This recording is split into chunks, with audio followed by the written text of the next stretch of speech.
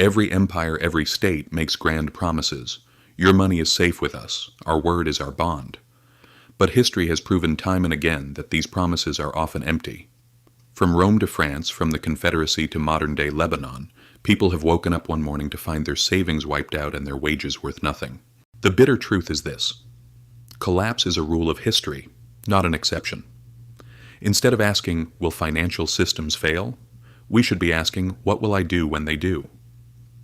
Our biggest mistake is looking at the paper money or bank balances we hold today as if they were immovable, solid facts.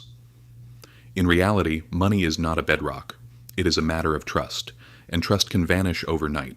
This is exactly why we need history. When you look at the past, you can see who survived and who lost everything. Let me let you in on a secret.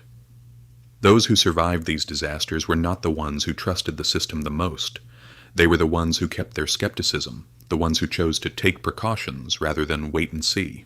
Take Byzantium, for example. Their gold coin, the solidus, was like a universal key accepted everywhere for centuries. But emperors, thinking nobody will notice, began shaving the gold content and mixing in cheaper base metals. At first people didn't notice, but then the trust cracked. That gold coin turned into just another piece of metal. And who won in those times? The smart merchants who didn't buy into the state's promises and quietly stashed away their actual gold or land in safe harbors. The lesson is simple. Government's appetite for diluting money never ends. Real value always flees toward what cannot be faked. Sometimes crises don't give a warning. They just arrive with a disaster. During the Black Death, half of Europe's population perished. It was tragic, yes, but it created an interesting economic shift. Because labor was scarce, it became extremely valuable. The survivors, those with cash, food, or trade skills, suddenly found themselves in a position of power. We saw something similar during the pandemic. Those with liquidity bought up assets, while those living paycheck to paycheck were left further behind. Crises, unfortunately, reward those with reserves and are ruthless toward those without them.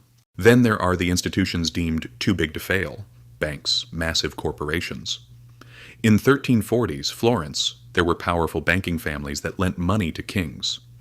When the kings stopped paying, the banks collapsed like dominoes. When people lost their savings, they realized one thing: the size of an institution is no guarantee that it will protect your money. They care about their own profits, and when they fall, they wipe out your savings without a second thought. This story has been the same from Lehman Brothers to Lebanon. Think of the American Civil War. Both sides printed money like crazy. In the end, those paper currencies, greenbacks and graybacks, couldn't even buy a loaf of bread. People learned that day that the paper in your hand has no value. The real value lies in the land, the food, the things that are truly consumable. Today, when people in Lebanon are left crying in front of bank doors, they are living that same reality. The money in your bank is actually a loan you've given to the bank, and that bank can decide in a crisis that it cannot pay you back. So, after all this, what should one do? History doesn't give us a single answer, but it draws a common path. Don't trust blindly. Banks, governments, and systems are not as stable as you think. Hold real assets, gold, land, property, or anything the system cannot destroy through inflation is always a sanctuary. Acquire skills.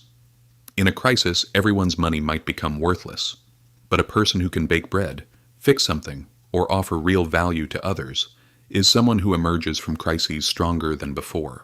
Remember, crises are not just about destruction. They are actually a transfer of wealth. For the unprepared, it is an end. For the prepared, it is a new beginning. The question is, will you be one of those waiting and believing in the system's promises, or will you be one of those holding on to something real? History doesn't repeat itself, but it moves to similar rhythms. Catching that rhythm is in your hands.